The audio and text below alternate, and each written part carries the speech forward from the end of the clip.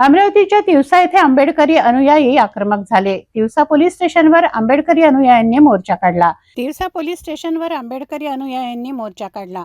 धम्मध्वज, doctor Babasaheb आंबेडकरांचे photo व संविधानाची प्रस्ताविका हातात घेऊन मोर्चेकरी तिवसा पोलीस ठाण्यावर धडकले। बाबासाहेब आंबेडकरांचा समर्थकांना अटक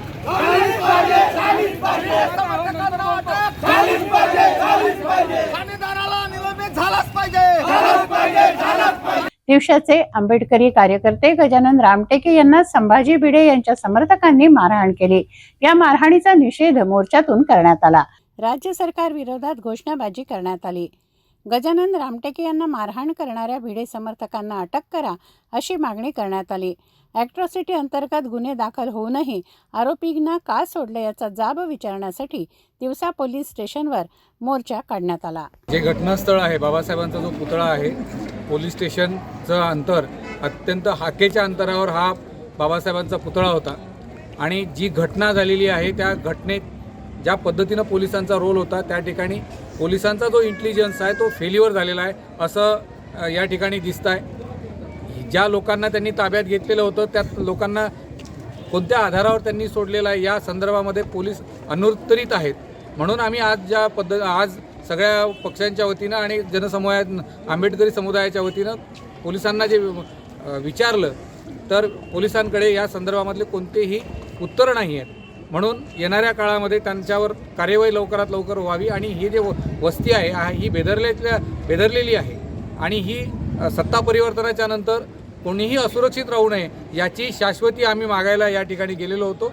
आम्ही पोलिसांकडनं अपेक्षा करतो आहेत की जे सोडलेले आरोपी आहेत त्यांनी तात्काळ अटक करावी, अन्यथा या समाजाला पुन्हा दाद मागण्यासाठी पोलीस अधीक्षकांच्या कार्यालयावर विराट मोर्चा काढावा लागेल। गजानन रामटेके यांना मारहाण करणाऱ्या भिडे समर्थकांना अटक करा अशी आंबेडकरी समाजाने मागणी केली आहे। ठाणेदार निलंबित झालाच पाहिजे।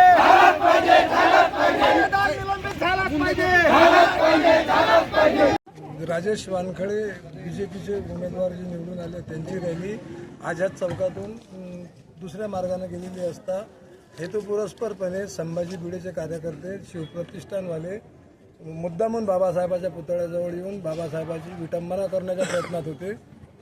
त्यांना मी अटकाव केला, त्यामुळं इथं हुज्जतबाजी झाली आणि त्यांनी 35 जणांनी माझ्यावर हमला केला, त्यामुळे मला थोडा जखमी पण झालो।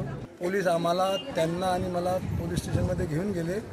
पोलीस स्टेशनमध्ये मेन स्टेशन डायरीवर त्यांचं बयान चालू होतं आणि मागे दुसऱ्या स्टेशन कम्प्युटरवर माझं बयान चालू होतं।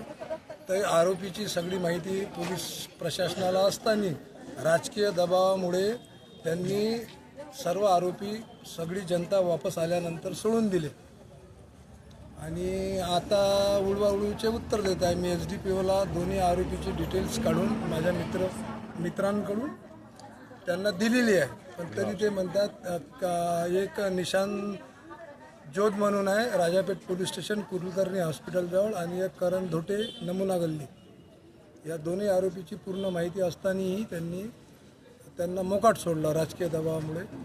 तर त्यांना लवकरात लवकर अटक करावी।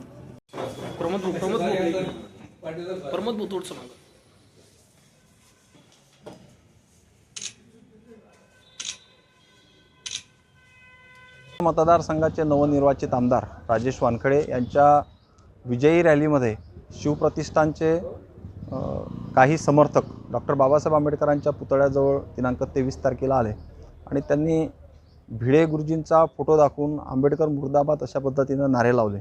तिथला भीमसैनिक गजानन रामटेके यांनी त्याला हटकले असता त्याच्यावर मारहाण केली।